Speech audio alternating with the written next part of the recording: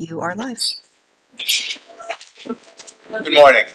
Welcome to the May 14th, 2025 meeting of the Commission on Ethics and Lobbying in Government. I'm going to ask our Executive Director, Mr. Berlin, to discuss the specifics of this meeting. Thank you, Chair James. This meeting is being held pursuant to and in accordance with notice and the provisions of the state's open meetings law, Article 7 of Public Officers Law, and Executive Law.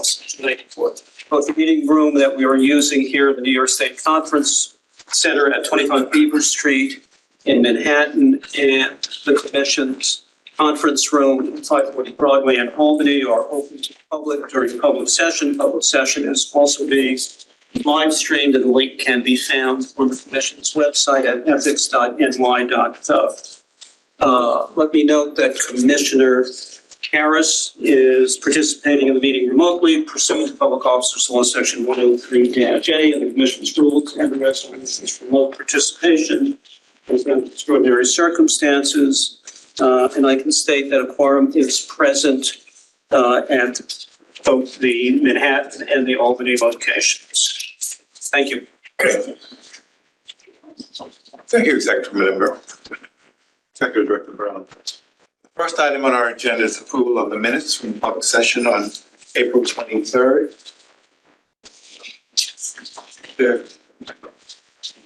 I understand that there's a proposed amendment. If I might, on behalf of Commissioner Austin, there were corrections that Commissioner Austin requested be made to the minutes of the public session of our meeting last month. On page 15, under notice of emergency and proposed rulemaking, the sentence should read, Vice Chair Ayers, seconded by Commissioner James, moved instead of motioned to table the matter to the next meeting. There's another change on page 15. Numbers 46, 53 should be removed from the heading of election of Commission Chair and Vice Chair. The second paragraph, the sentence, the motion carried unanimously should be stricken because it was an election, not a motion, and should be rewritten as, quote, Commissioner Austin nominated Commissioner James to serve as chair for a 2-year term beginning March 1st of this year, seconded by Commissioner Carvalho. Chair Austin asked for further nominations. There being none, Commissioner James was elected by acclamation. And finally, on page 16, Commissioner Austin has asked that the first paragraph be corrected, which details the election of Vice Chair Ayers, so that it read, the motion carried unanimously. That language actually should be removed and replaced with the same, Chair Austin asked for further nominations. There being none, Commissioner Ayers was elected by acclamation. Commissioner Bromwagen has also submitted a proposed change to the text on page 12, the third paragraph, so that the minutes that summarized her discussion be reduced to the following. Commissioner Bromwagen raised a concern about the Commission's habit of orally amending documents presented for a final vote and recommended that the Commission have the opportunity to see the final proposed text in writing before voting. Those are the two corrections that have come in by email. And in addition, the minutes should note that Director of Ethics, Michael Sand, was present at the meeting and at open session. Move to accept as amended. Is there a second? Commissioner Carvalho? Seconded. All in favor? Aye. Opposed? Unanimous. Next item on the agenda is the report from staff, operations update. Tab B. Thank you. Eric Berlin. As we have a billing, the operations update in each section includes data for the most recent month, the prior month, the prior year-to-date, and year-to-date figures going across. First page, investigations and enforcement. The Commission received 12 tips, complaints, and reports and referrals. A total of 12 matters were closed. Net, there was no change in the overall pending and open matters, 207 pending matters, 52 open investigations carried along the same total. What is significant, notwithstanding the monthly drop off, and I think that's a function simply of reporting in the short period of time between the April and the May meetings, that will catch up. The year-to-date total of 69 tips, referrals, et cetera, received is about a third higher than year-to-date in 2024. And maybe a lot of explanations for that. One undoubtedly is the fact that ethics training has sensitized the workforce generally to the requirements of the public officers law. I think that's having an impact. And in addition, validation of the agency, but for no doubt, it's an impact, as well as the fact that we're doing a lot of publicizing. We'll talk about that a little bit in the patient's report, a lot of publicizing about the means by which individuals, both anonymously and not anonymously, can report activity to the commission. Was there any questions? And I did fail to note that two new investigations were opened in a also significant. Second day, ethics, another record month, 154 requests for guidance, and again, these categories. Or outside activity approval requests and post-employment guidance requests. As is the case for investigations, and perhaps for the same reasons, guidance requests this year to date, 561, running significantly 20% ahead of 2024, which was itself a record year. So the requests coming in continue to increase. And the guidance, advice and guidance unit continues to move this along very, very expeditiously. You do a terrific job in that. Is there any questions? Lobbying. April was not a reporting month, so we don't have significant activity in the way of bi-monthly reports coming in. It's not a semi-annual reporting month for clients, so we don't have that.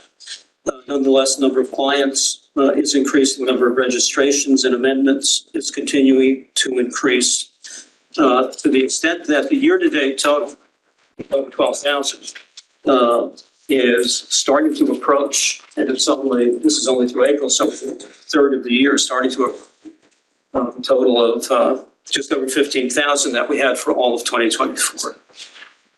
So there's significant activity. Part of it is the effect of this being the first third, the first year in a biennial period. So there is a lot more registration-related activity taking place. But nonetheless, that's significant. And it may well signal this is going to be another record year for lobbying activity. Report to the commission of the amount of spend that's taking place. There are also some innovations, talk about a little bit into communications, that the commission has undertaken in reporting. We did a preliminary report on 2024 lobbying in April rather than waiting for the full annual report to come out. So we're trying to get ahead of that curve. And in addition, big innovation. We're now going to be reporting out summaries of bi-monthly reports that are coming in. So they'll be a little bit closer to real time for the kinds of reporting that we're doing on lobbying activity taking place in the current year and in the current period. And of course, all of this information is available in real time as it's filed in the lobbying application. Any questions? Financial disclosure. Deadline final financial disclosure statements for non-academic filers. 2024 is tomorrow. And we've been sending out lots and lots of alerts to across the state workforce. And these are pouring in. You can see that as of the end of April, the total was 13,000 filings submitted. Significant number already. And that's several weeks to go. I will note that at this point, I believe the total delinquencies outstanding from 2023, so those filings that were due in 2024 from 2023 calendar year, out of the 200 some odd notices of delinquencies that were filed, we were now down to it's now 41, which is a pretty remarkable number, and maybe lower now. Melinda Funk, Deputy Director for Financial Disclosure Statements. Do you have some more immediate data to provide? No, I don't. Unfortunately, with the filing season going on right now, I have not been able to check to see if any more of the 41 delinquent filers have complied. I can tell you right now with the financial disclosure filing that's due tomorrow, we are up over 19,000 filers that have filed already as of today. And calls and emails are coming in. We have a stack of paper forms to get in the system. So we're moving right along.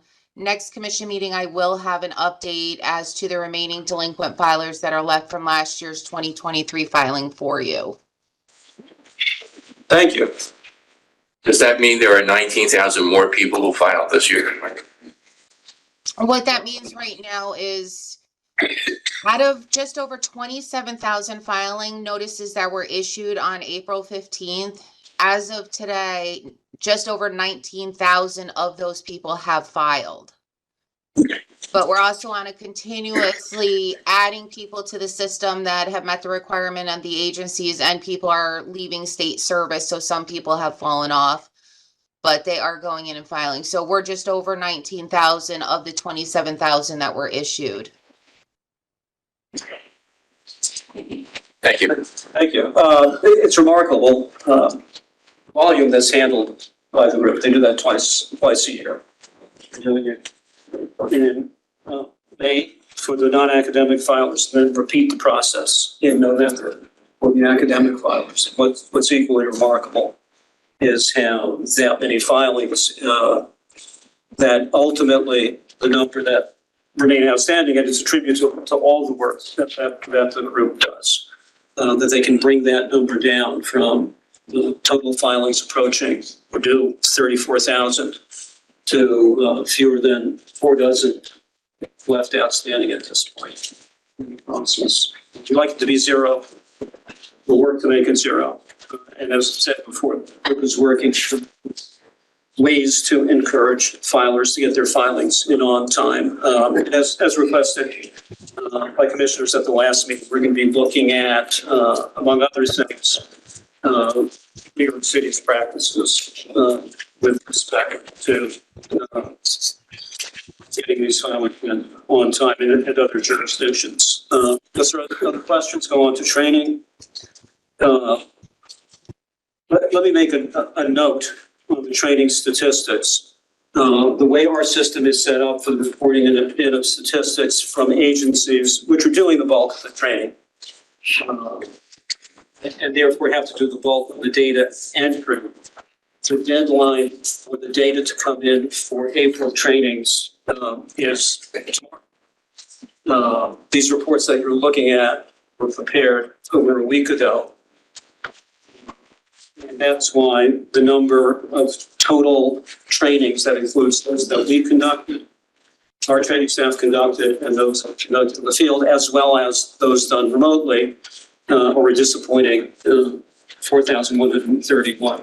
That number will increase markedly. These numbers continue to increase as data is entered into the system. Nonetheless, with a year-to-date reported total over 44,000. If you look at footnote 7, you'll see that we're approaching 390,000 total trainings since the inception of the new training requirement. It's not approaching the number we need to get to achieve the commission's goal. Every workforce member having received 2 trainings by the end of this year. We have to up the utilization of the on-demand system. It's not being used to the extent it can be, even by those agencies whose employees do have access. As I said last time, we've entered into a contract with an outside vendor at Rockefeller College to enable us to have the on-demand program available to work on more systems than it currently, including on an HTML platform, so that agencies can just put it on their website and host it that way. That hopefully will get us closer to 100% availability of that. Based on the fact that most of the trainings that were completed through the end of 2024, probably close to, certainly more than 2/3 and possibly approaching 3/4 were done live under the regime of 1 live and 1 on-demand training in each 2-year cycle. It is more likely that we'll achieve the goal if more users are using the on-demand program. So we'll be pressing that ahead.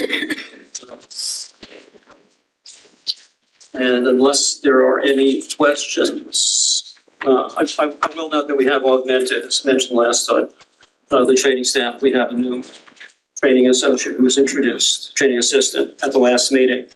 We'll talk about recruiting, continuing to recruit for another assistant to help out with the administrative work. Looking at bringing another trainer in, we made some administrative adjustments as well in the unit to help achieve its goals, the commission's goals. Any questions? Audit and review, page 5. Page 6. 6. I'm sorry, page 6. As I said previously, the group has completed the reviews, the targeted reviews. There are a few that are being completed, but by and large, those are done. The focus is now on random reviews for disclosure statements, as well as random lobbying audits. You see the statistics: 48 lobbying audits completed in April and 152 yes reviews. The group is on target to reach level of 2,000 total reviews and audits in the annual period.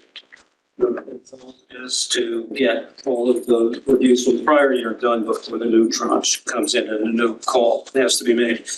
I should point out that while we're showing the number of rails that are issued, we are not showing the number of discrepancies that are found in the audits. Because so the rails correspond to the financial disclosure statement reviews. Virtually every audit culminates with some level of findings and corrective action that has to be taken. We're going to start reporting these out as part of the data that you see in the report starting next month. But for example, in April, there were 48 random audits that were completed. Those culminated in 78 findings, which resulted in 14 of those filings having to be amended. Year to date of the 196 audits that have been conducted, 241 findings were made, and that affected 99 lobbying submissions that had to be amended as a result of the process. So the audit process is an important part of the compliance that the agency is doing. Our goal is to add another auditor in the group and up the number of 2,000 of audits and reviews that we're completing. And we'll keep moving. Any questions? That brings us to page 7, communications. Again, FOIL requests continue to come in, another 8 received, 10 out, 472 pages, excuse me, produced, 41 responses so far this year, over 3,000 pages of documents have been produced, with about 21 pending requests, all timely in the door. That's really just a fraction of what the group is doing. They're putting out daily social media postings. They are putting endless information on the website. Now up to, here we have a total of 251 website users.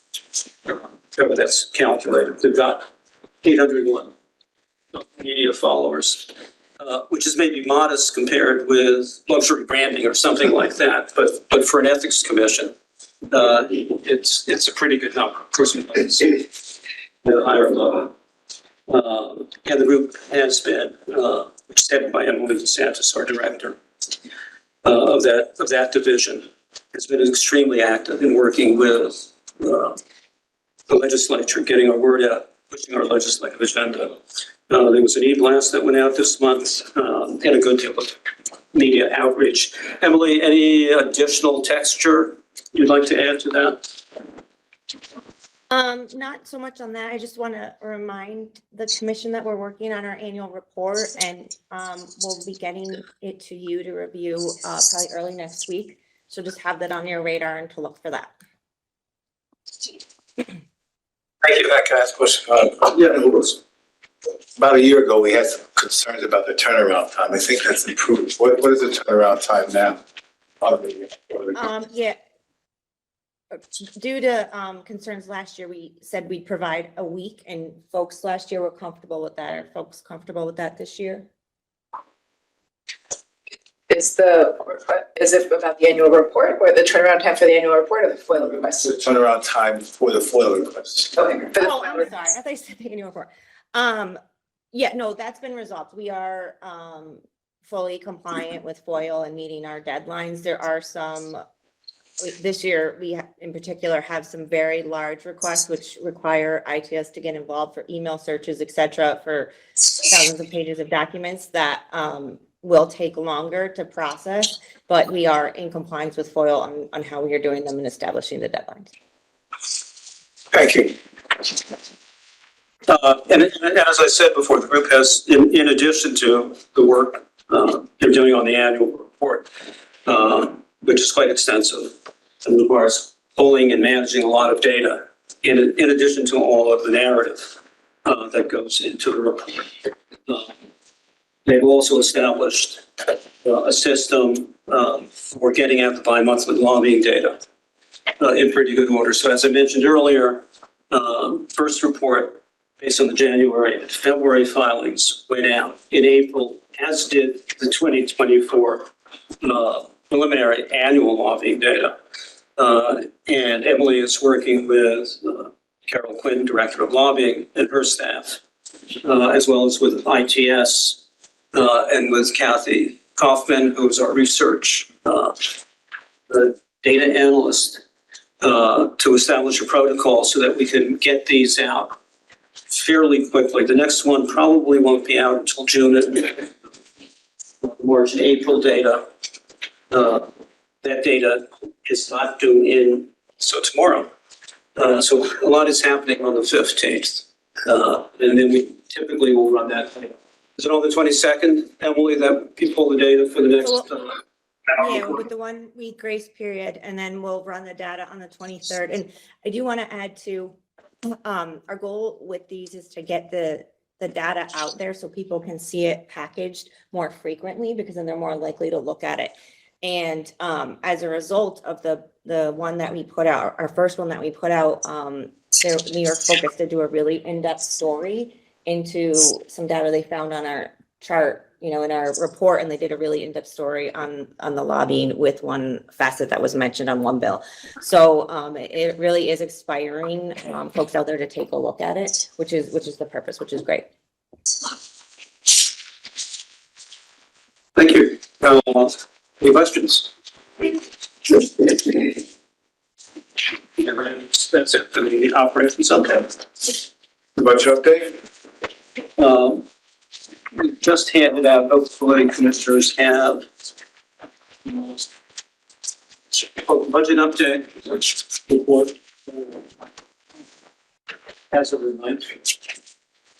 And also, let's see the extract from budget legislation. I think the appropriation we received. The fact is, there's been a lot of, I should say, attention being paid both in dealing with members of the legislature, particularly key committees for us in the legislature, which are ethics and internal operations, investigations committee, and the assembly, ethics, as well as operations, and also working with the Senate Finance Committee, as well as with the Executive Chamber and the Division of Budget. We have been successful in receiving the full appropriation ultimately that we asked for. You'll recall that the governor's original proposal and the White House bills that came out of the legislature essentially gave us a flat budget, same budget we had last year, with an additional increment of $250,000 to pay off an old Jacob obligation for legal fees that had been carried along on the books. That all happened before the Court of Appeals decision in the Cuomo case. And after that, we went back to the legislature, we went back to the chamber, we went back to DOB, and continued working with them literally right up through the weekend when the bills were being finalized. We started getting inquiries from DOB on some issues, on some questions they were receiving from the staff who were working out the bill. Up to that point, and through that point, we had good support and positive feedback coming from both the chamber and DOB, as well as from the legislature, legislative leadership. But there were some bumps in the road. Fortunately, Keith was able to find somebody in the bowels of the Capitol who was the originator of the questions, and we were able to meet with them and clarify the issues, and it came through. So you see before you the full allocation that we asked for, the additional amount to pay federal obligation, and that means that we'll be able to complete our full staffing plan. It counts 68, which the legislature had approved in our previous budgets. As well as move forward with various expenditures that we need to make this year, which include some obvious things like rent escalations, software licenses that we have to pay for and upgrades to software licenses, but some additional things that we're going to need to cover, like making all of our famous accessible, both in terms of ADA of accessibility and also in terms of language accessibility. That PDP contract, the Rockefeller contract, college contract we talked about, is part of that whole process, which is not an inexpensive process. And there's some other things we need to move forward with, one of which, source of some of the confusion, is to get more space in the Albany office, ideally in the same building, so that we will have room to house the new staff that we will be hiring. That's an elaborate process. Mariana has been working with OPS first to maximize utilization of the space we do have, and then to figure out what additional space we need and going about acquiring it. We'll be pressing forward with that. The other thing to note, we've talked about it before, is the delta between the appropriation and cash. We, in putting our budget in, we're accounting for, Mariana, it was a 5% delta that we were talking about. It's coming out in total, and it's not uniform between personal service expenses and non-personal service expenses, but it's about 4%, the deviation, and you'll see that in the budget report that you have it at the very foot. You'll see that actually we have a potential cash deficit made up for by a surplus on the appropriation side, and we can move money back and forth. And we're working with DOB to make sure that deviation will not become a problem for us, and it should. Those are amounts that are held in reserve. Any questions? Well, I just want to thank you and the staff for your efforts in securing the additional funding this year, so that you'll be able to apply with the staffing plan. Have it up to speed and as we move forward in the coming year. Thank you. It's a big group effort, and we are very appreciative of the support we've received from the legislature and its leadership, and from the governor and her staff, and from DOB.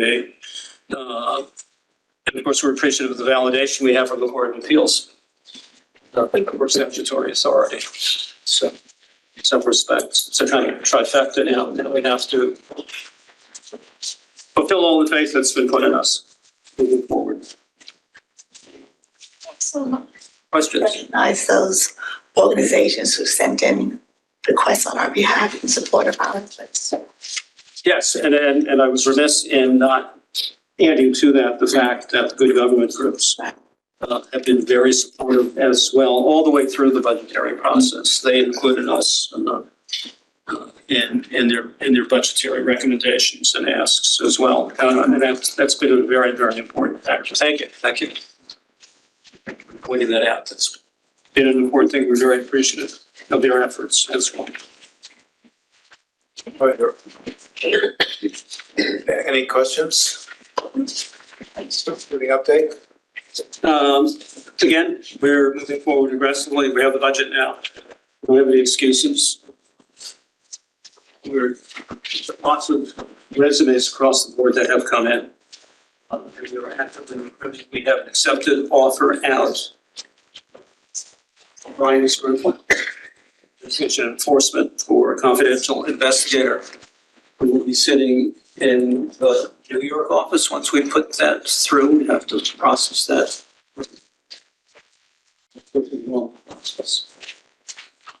That's positive. Candidate for investigative counsel that we are considering, so hopefully that will move forward. As I mentioned earlier, for an additional auditor. We also have positions for administrative position in the investigation enforcement group. Brian Weinberg is looking at specking out qualifications for that position. We have assistant filing specialist positions open in the disclosure unit. We have another training assistant position open in the training unit education group. We have several assistant filing specialists, filing examiner positions that are open in the lobby division. All of those postings are up, and we're looking for more and more candidates.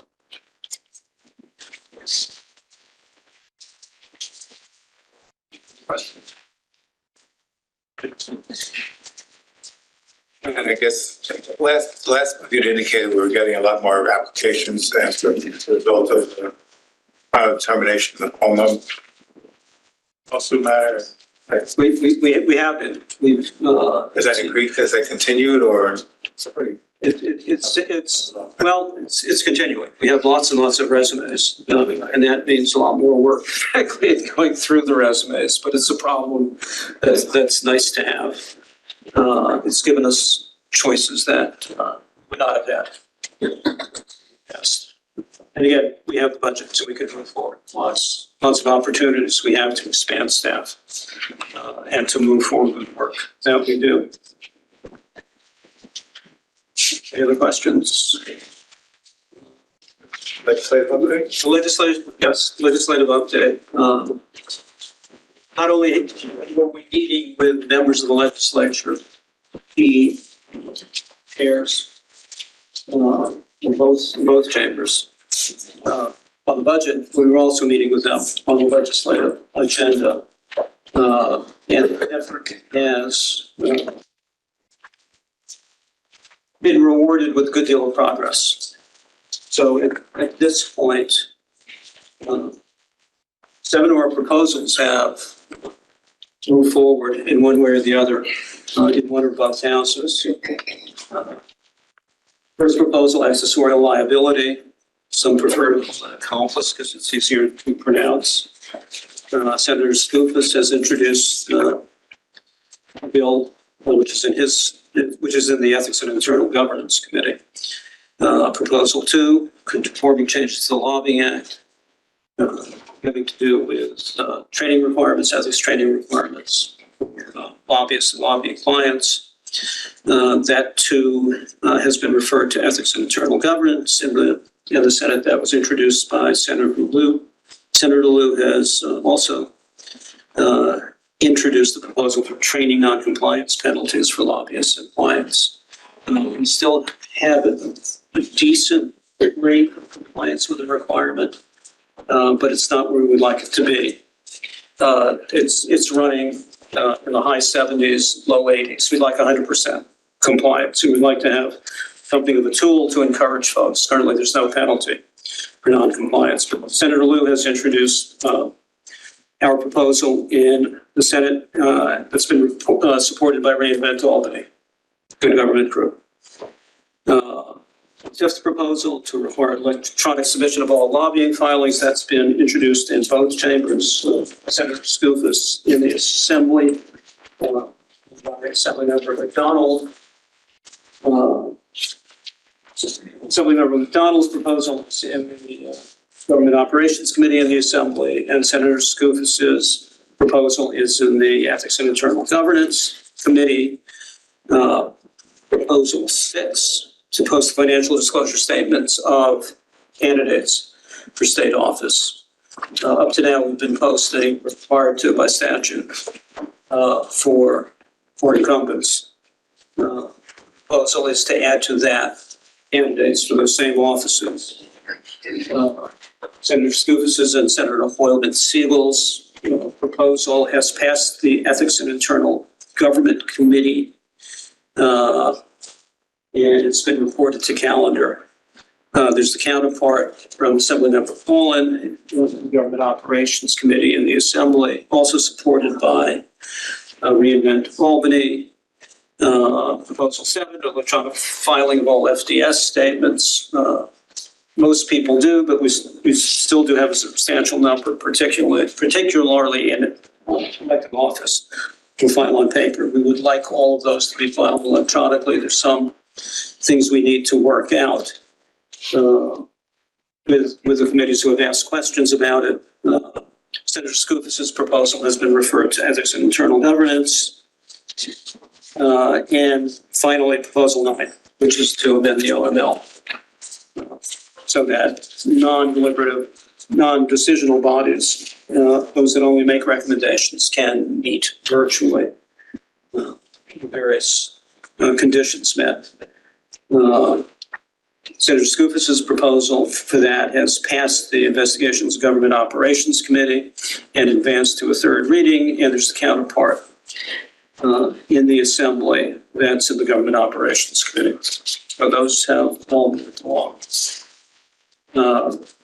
And in each instance, we've provided drafts of the proposed bills as well as supporting documentation to the relevant sponsors. Any questions? Emily, anything to add, Keith, on those? I'll just add that we had a really good meeting with Assemblymember McDonald's office earlier this month, and we got some really good feedback on some of our bills that might not be moving or what needs to happen. So we kind of know some things, some steps that we have to take. For instance, we're going to meet with the LEC regarding the requiring of all financial disclosure statements to be electronically filed because they have some concerns. And he also provided feedback on our OML bill, you know, saying that we have to wait for like the assembly majority to be ready to put in a OML update package, which could come next year because I think the extender was for 2 years, if I'm not mistaken. So that would be up next year. So we got some really good feedback about where it is and what their thinking is. And we'll continue to do that every year. So we know, so between now and next session, we'll meet with the LEC and try to address their concerns on the one bill that we know if they have concerns on. But it was a very productive meeting with Assemblymember McDonald.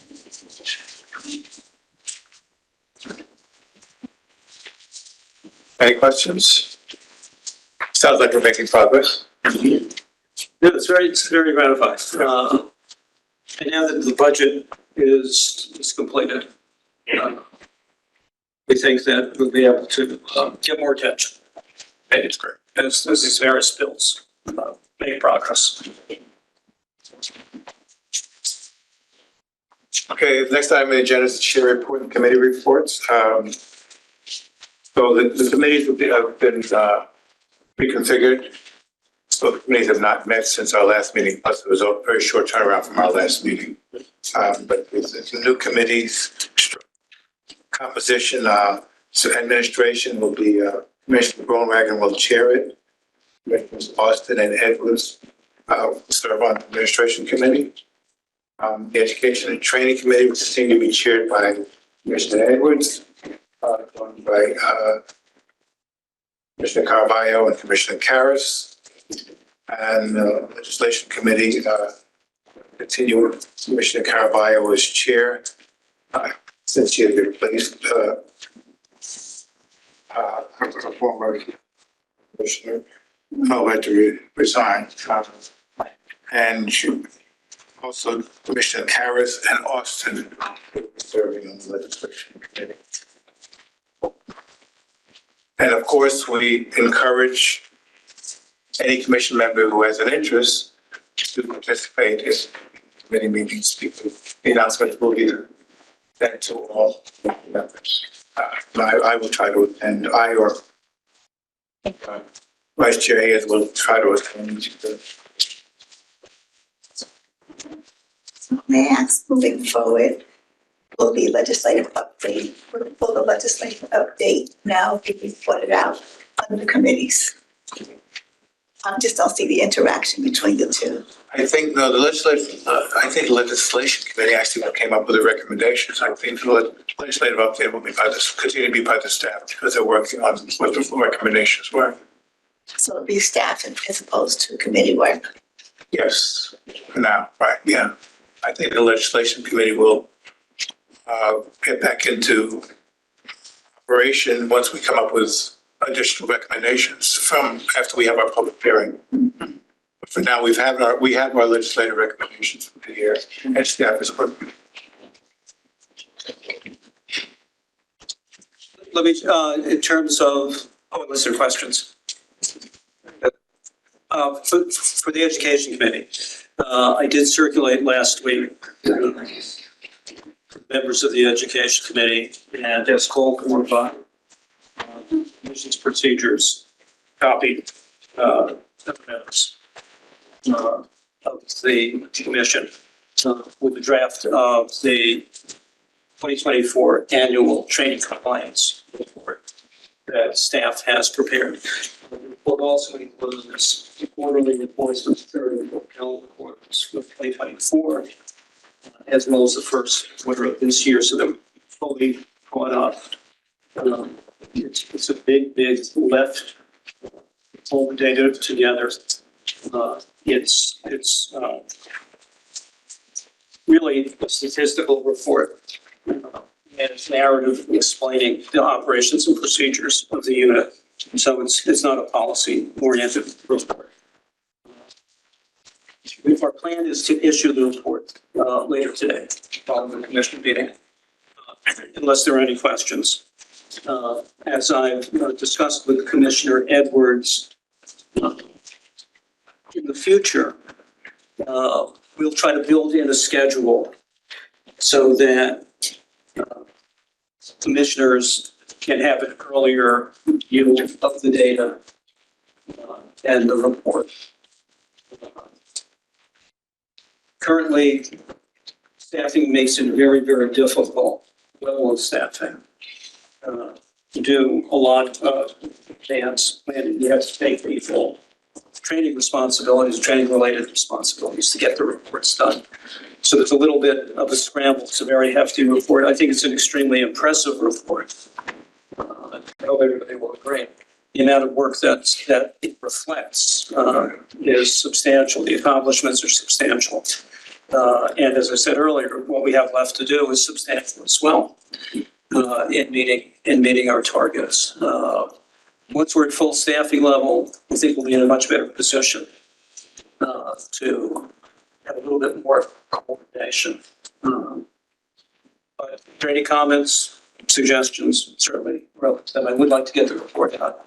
We'll be current and we'll be starting with a clean slate moving forward, keeping up with reporting. I have a couple of questions, general questions about the report.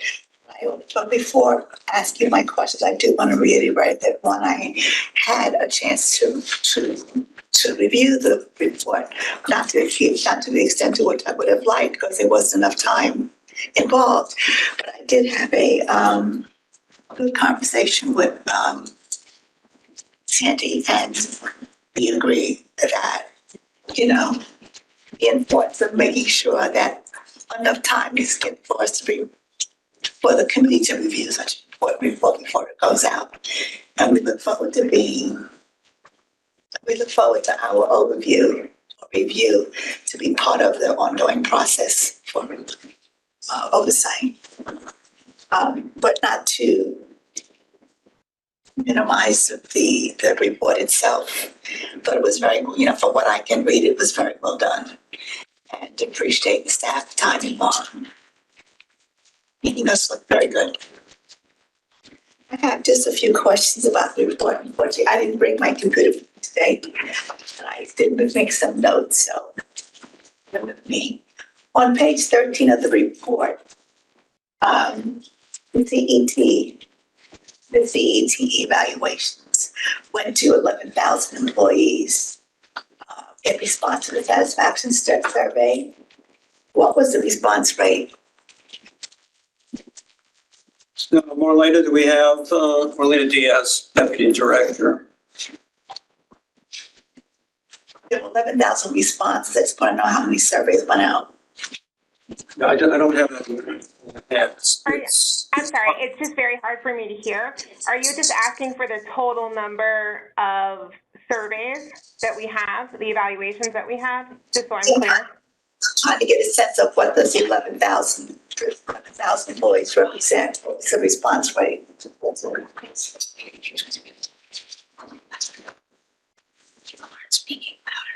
Well, Marlene. Sandy, can you help by repeating the question? I apologize. I think I can hear you, Sandy, clearly. I just unfortunately can't hear. We noted that we had an 87% positive response from the 11,000 employees who completed the online evaluation. So how many? Okay. I believe, Marlena, I think, didn't we have the number of, like, wasn't it around 18,000 last year, that total? So And every training session asks the participants to rate the program that they've just attended, the CETC. So we're looking at like 330,000. No, about 18,000. In 2024, our group trained, I think. So we sent out 18,000 applications. Oh, At the conclusion of the session, right. at the end of the session, the evaluation pops up. and so that was 18,000, and of that, 11,000 responded. Is that what you're saying? Approximately. Yes, other people just signed. Correct. Yeah. So a very high response rate. Yes, it was. Thank you. Now, thank you for that answer. Are employees classified as temporary workers required to take any form of ethics training? Yes. So Commissioner, currently they are. I mean, some have applied for waivers from some agencies, but there's no differentiation right now, whether you're a temporary or part-time or full-time. Thank you. Under data challenges, I think on page 14, you mentioned you mentioned hard to reach employees, absent email addresses, and outlier agencies as hard to reach employees. What does that number represent? How many employees are considered difficult to reach? Well, I know Marlene and I have. I'd say more than half. To give you an example, right now we have over 269,000 employee names in the system. But looking at the system right now, just give me 1 second. We have approximately, we have only 138,000 email addresses. So we have 273,000 names, but only 138,000 email addresses. So as you can see, it's a challenge for us with regards to outreach. You know, we have these great reports that identify to us employees who are newly hired into state service, but unfortunately, the reports in itself aren't as valuable as we'd love them to be because they don't contain the email addresses of those employees so that we can do direct outreach to them. So we have to create different solutions to try to reach them as best as we can. But the email addresses are a challenge for us. Yeah, and bear in mind, not all state employees have email addresses. I was just going to say. Correct. These statistics don't include, for example, certain authorities like the MTA. We're getting that data just entered into an MOU or are entering into a memorandum of understanding with them to get the data. It's not going to include the email addresses. They will take care of the communicating. Many of their employees don't have email addresses. They don't have state email addresses because they don't sit at computers. They don't use state email. Communication is not required to be through us. Communication needs to be, and the agencies have means for communicating with their employees. So direct outreach is not possible, nor is it completely necessary. It would be nice. It's not completely necessary for us to be able to reach out directly, but the agencies do have that obligation. And they do deal with it, although obviously. we can't reach them, they can be reached through their agencies. Right. So we reach them indirectly through their agencies. So it's not saying that we're not saying that almost half of the workforce is missing the opportunity to. Correct. We're not saying that. No. We're on the contrary.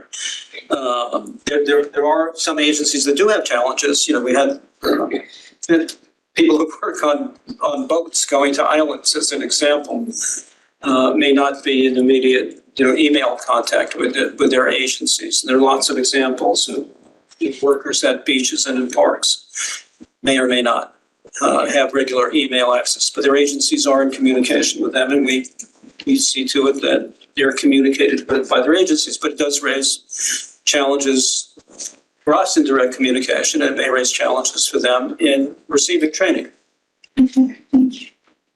So this might be the same question, correct? Stop me if it is. On page 21, the appendix 17, so it says 17 agencies not reporting training statistics. That's the same question I asked previously, right?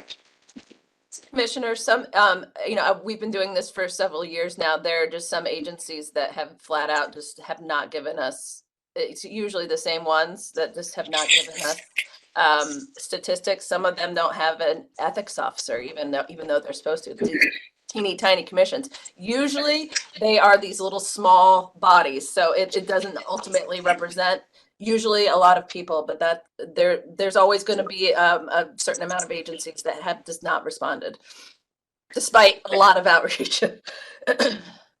that represents a small number of people, you're saying 17 agencies. For usually, yes, for the most part. I don't have the agencies right now in front of me, but you know, we could get that to you.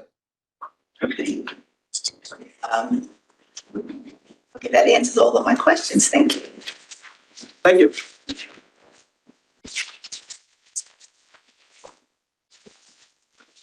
Anyone else want to comment on the training report? Or any other questions?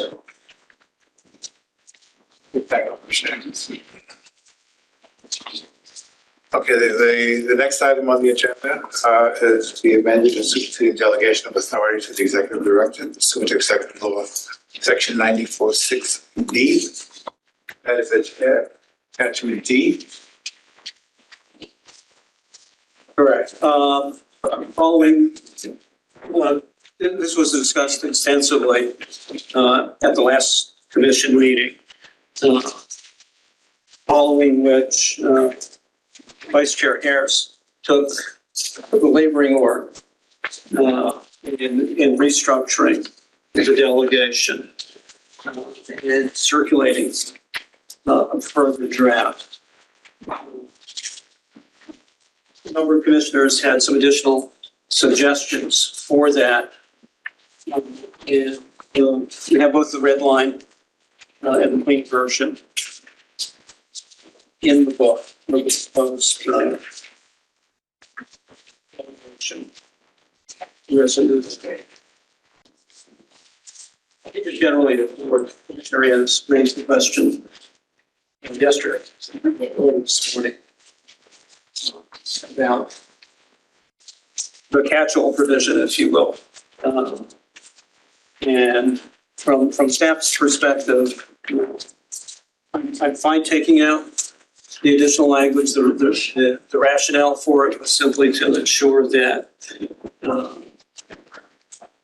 net it wasn't creating a negative in terms of staff's ability, my ability in particular, to operate where there is some particular task that's assigned to me. I didn't want the provision to be read as negating what would otherwise be a delegation. There's a general understanding that that's the intent of the edit. Take it out, phrase it differently. Come up with a different solution. I would just like to have resolve it. I think we're very close, if not there. Yeah, thanks. So I guess if it's in order, I'm going to make a motion to adopt the resolution with one change, which is, and obviously we'll have discussion, but just to get the motion out for discussion purposes, my proposed change would be in paragraph 25, delete the last clause, which reads, that does not require the performance of any task or duty by the executive director. I think it's confusing, and having spoken to Sandy, I understand what the intent is. The intent is to clarify that when the commission has adopted some other procedure, that procedure governs. And to the extent that that other procedure gives the executive director power or delegates a duty or responsibility, that delegation is not in any way limited by paragraph 25. So I don't think that's a necessary clarification, because I think that paragraph 25 delegates everything that's not otherwise, delegates only things that are not otherwise delegated by other resolutions. I agree, it makes it confusing. So the last clause, so proposing to remove the last clause, which says that does not require the performance of any task or duty by the executive director. I think it's syntactically quite confusing. I had a hard time figuring out what it meant, but yeah, so that's my motion. And I have. Second. I second the motion. Thank you. Second. And I Commissioner Austin seconded it. Thank you, Commissioner Gordon, I guess. just have, yeah, I'd like to have an additional change. Which is in the, because like the preamp page 2 resolved, going to page 3. Are you on the red line or the non-red line? The red line. So going resolved, delegate as exceptions, but on the second, on the first, on the end of the paragraph, the first page. Retroactive to its date. Website. Where it says enter any successor executive director, right? The second line of the 2 lines on the second page. I think we should add there, enter any acting, interim, or successor executive director. I think just add or interim. All right, if you want to just or interim, that's fine. Enter any interim. Or any successive executive director. Or to any interim or successive, just in case there's a meeting. A successor or interim executive director. Right, correct. Or, that's nothing to say.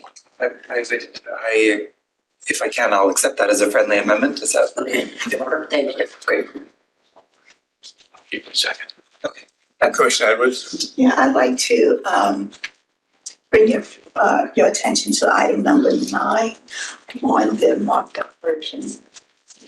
I just noticed that. I was looking at the unmarked version, but I needed to understand why preparing and submitting an annual report to the government legislature like the one we have before us today is not subject to approval by the commission. It is. It says following review by I can commission. address that. It doesn't say subject to approval. You just got strike out. Yeah, I can address that if that's appropriate. Including, the thinking was that the process we've followed is to circulate it to individual commissioners for feedback, but not to call for a formal vote.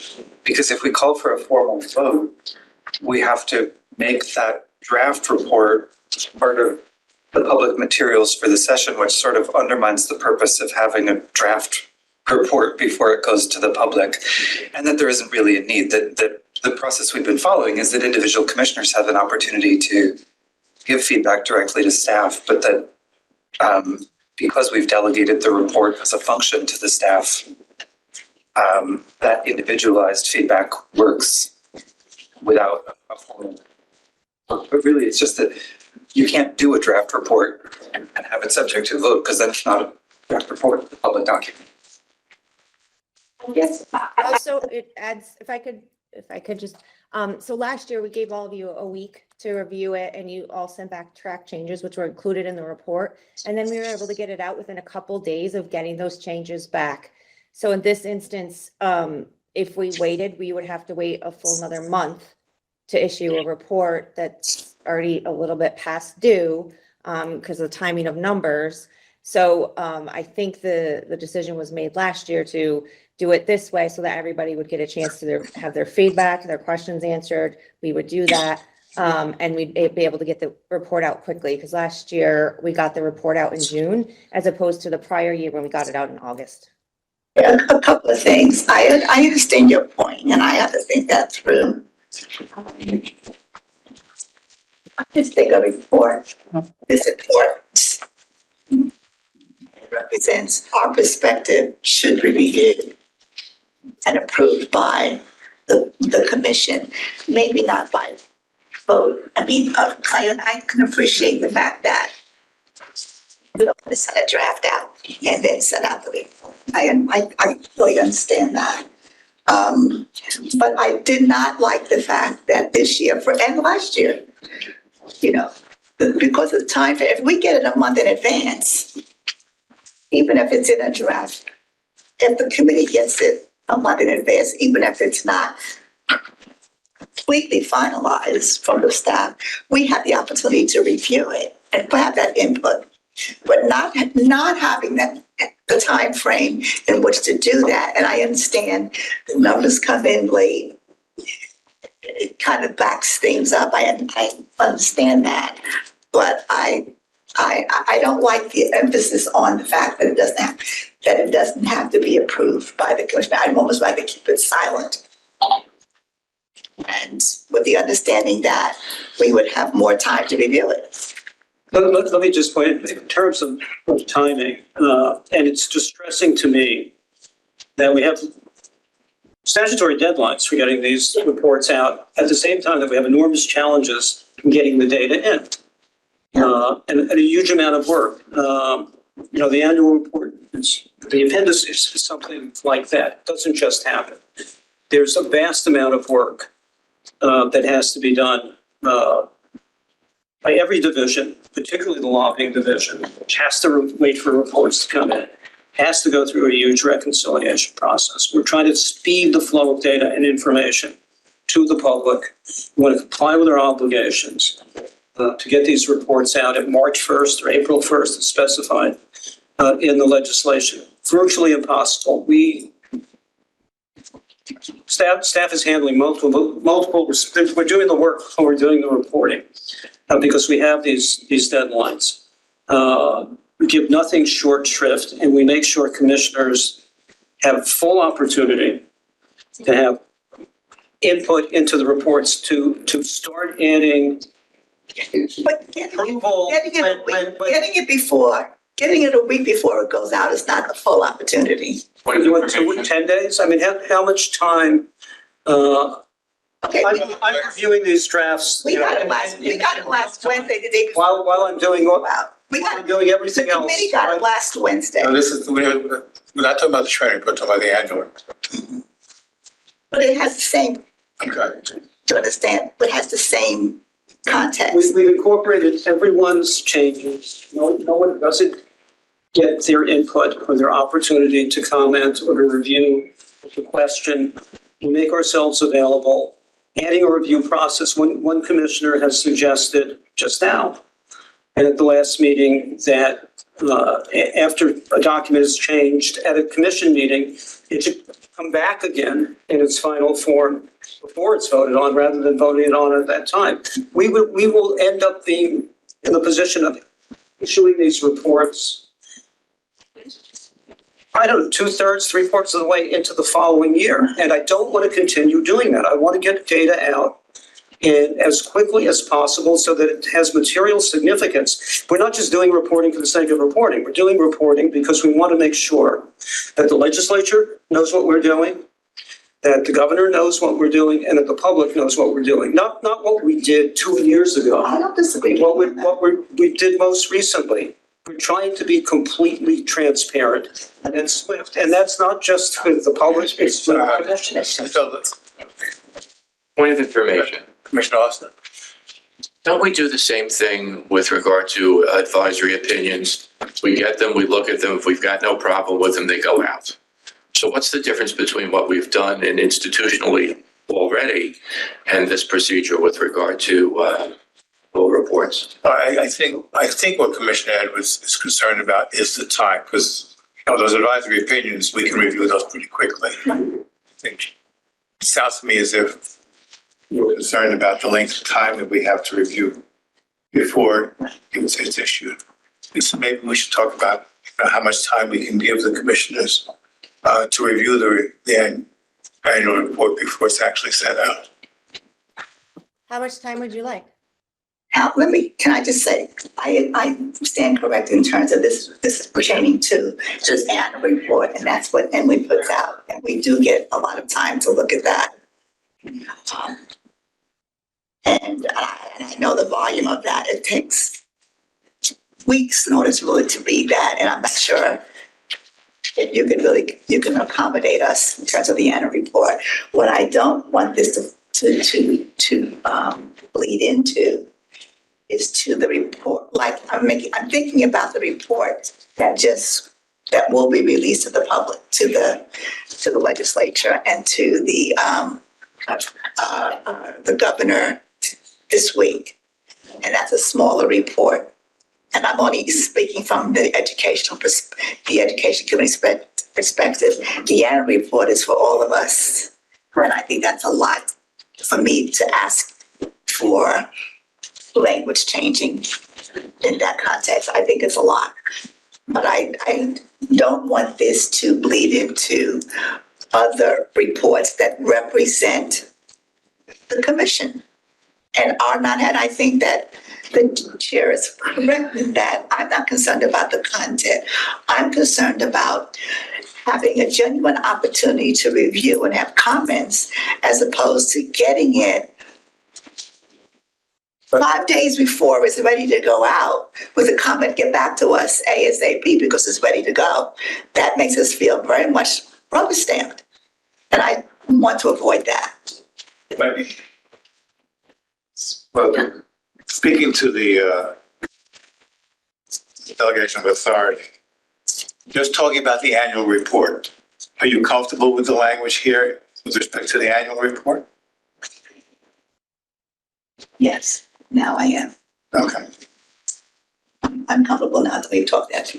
As long as we, as I said, I don't want to be. But we're only talking about the annual report. He was asking, is a week enough? I think a week is good. That was.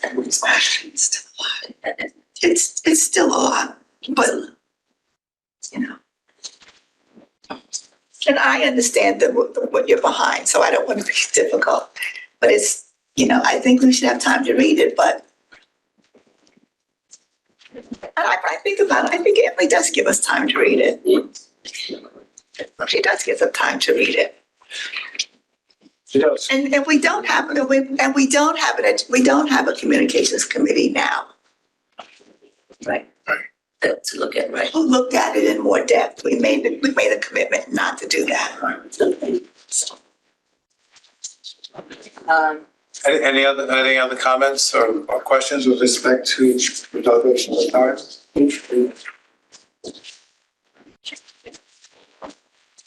All in favor?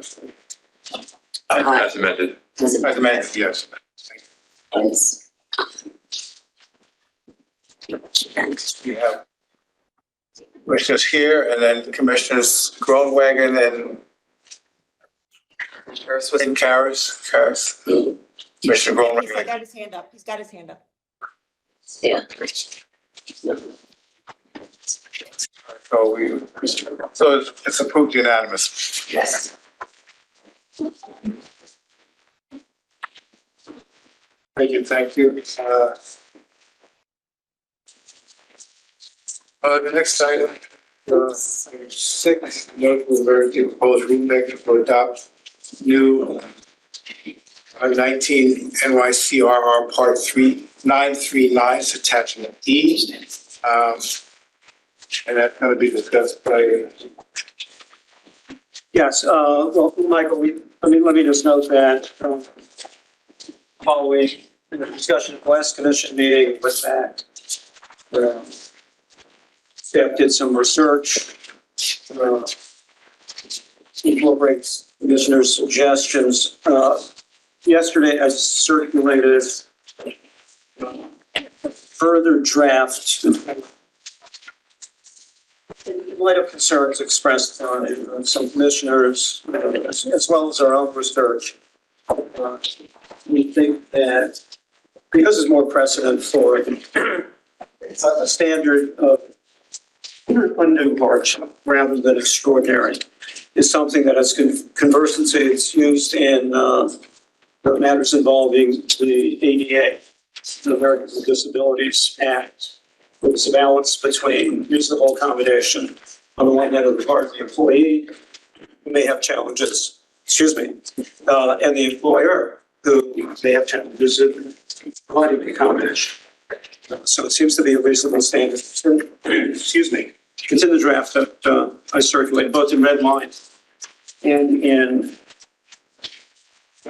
clean version last time. The copy we received here did not include the red line. Yeah, on the next page. So it follows the clean list. All right. Mine, I got two of the same. Oh. So here's the.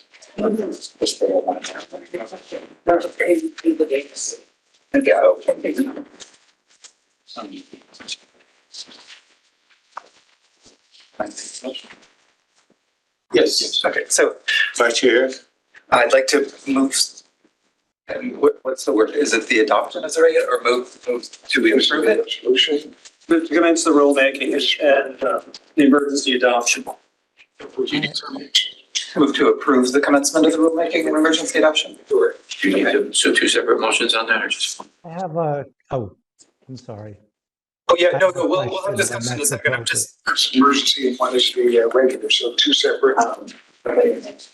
so, So should we do the first emergency or emergency? Well, we can answer all of it, I suppose. And which one? And then adoption and emergency. but I shouldn't make both of those motions. Something, something that's. I'm trying to get, in order to get the discussion started, I see Commissioner Karas has a comment and I do as well, but so I guess I'm going to move to approve the commencement of the rulemaking and the emergency adoption. I think we can do that. Can we do that in one motion? We've done that. Okay, I'm moving to approve both of those things, the commencement of the rulemaking and the emergency adoption. With, and forgive me for doing this again, but the definition of undue hardship in part G or subsection G in the red line draft, it's on the second page. Second page. I'm just pausing for commissioners to get the text up because I.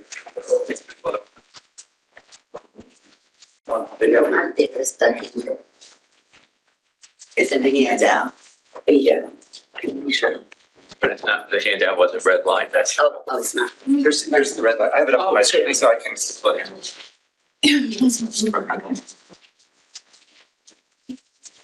There you go, that's right. It's on the second page, second page. Thank you.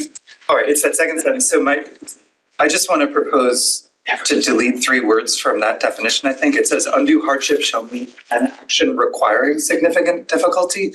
I don't think hardship is an action.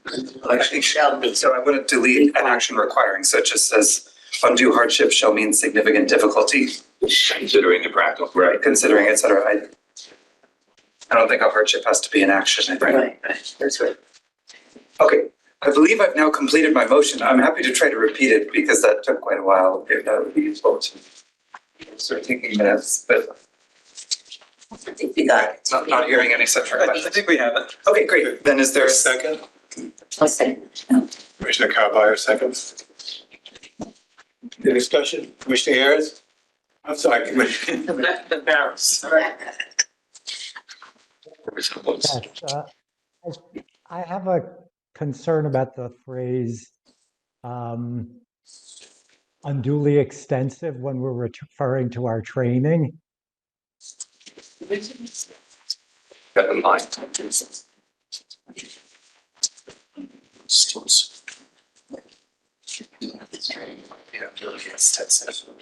Oh, it should be expensive, shouldn't it? No, it should not be expensive because money is not a consideration.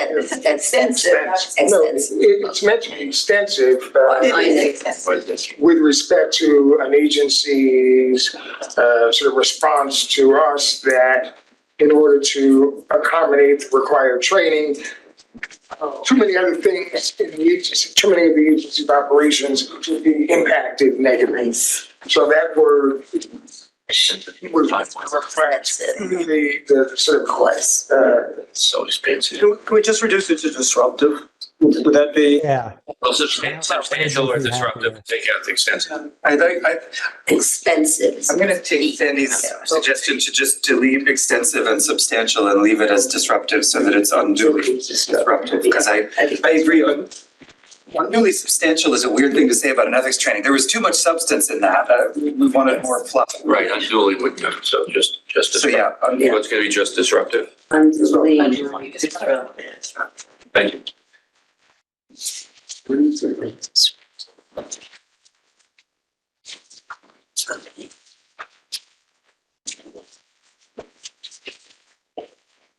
You're adopting that change in your motion. yes, I take that as a friendly amendment to the motion.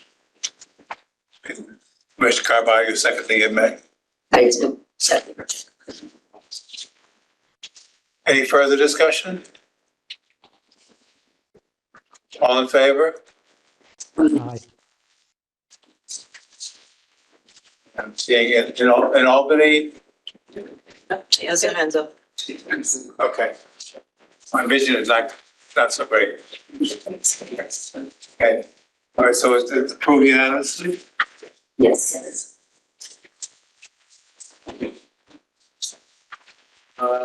Next item on the agenda, is, budget adoption. Oh, no, we didn't. Yeah, motion to adopt, emergency adoption of amendments to 19 NYCRR, section 9.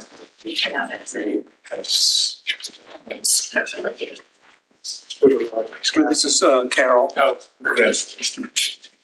Oh, Yeah, I mean, I can say that the commission previously commenced the rulemaking at the February meeting and the emergency adoption of the further refinement of the definition of responsible party to make it clear that the individual had to have a certain role in the entity.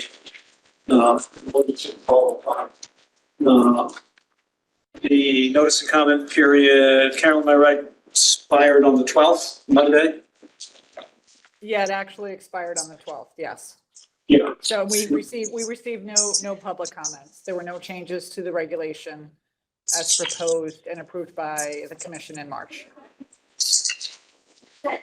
So today we're looking for a motion to approve both the permanent adoption, and we also need a second emergency adoption because the notice of permanent adoption will be effective upon publication, which given today's date won't be until June 4th.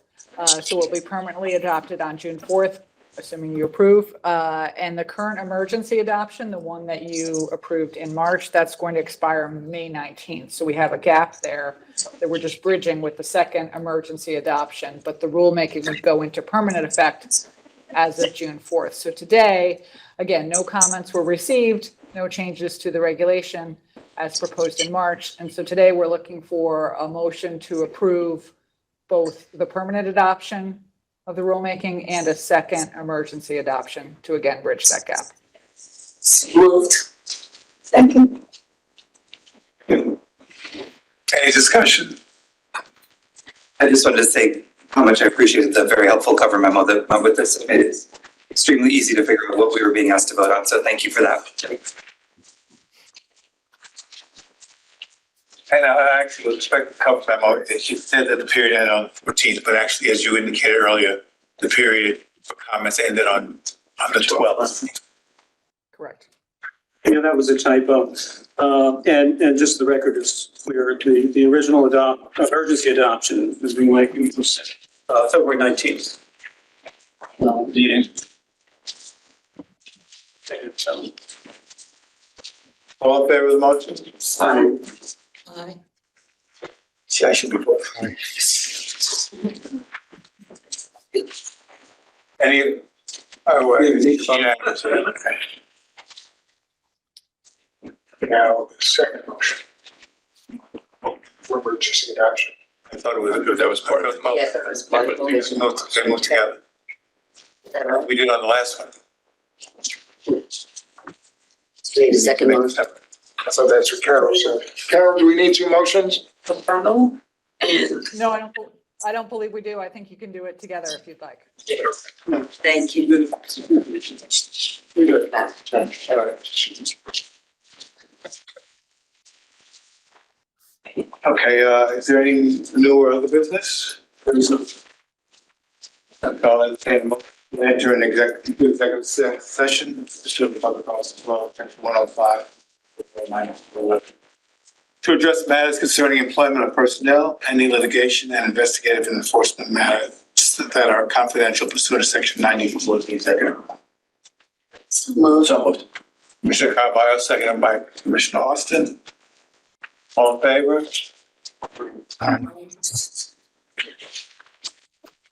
Okay, the motion carries. We adjourned to executive session.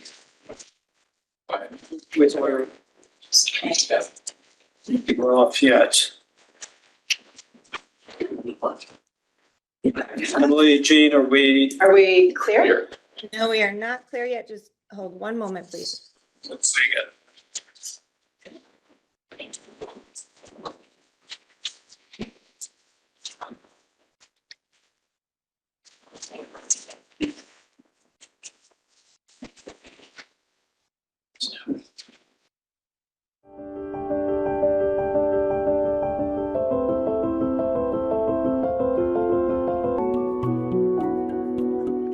You're live. Good afternoon. We're resuming the open meeting for the New York State Commission on Ethics and Lobbying in Government. We have a report from Executive Director Berlin, the announcement of the actions taken in the executive session. Thank you, Chair James. In executive session, the commission discussed matters related to litigation and legal advice. The commission discussed advice and guidance. The commission approved an executive law section 9410F investigation report. The commission closed 10 matters, 4 of them carryover matters, and discussed several other investigative matters. Thank you. Is there a motion to adjourn? Commissioner Edwards, second by Commissioner Carvalho. All in favor? Motion carries. We are adjourned. See you next month. Commissioner Karras, enjoy your trip.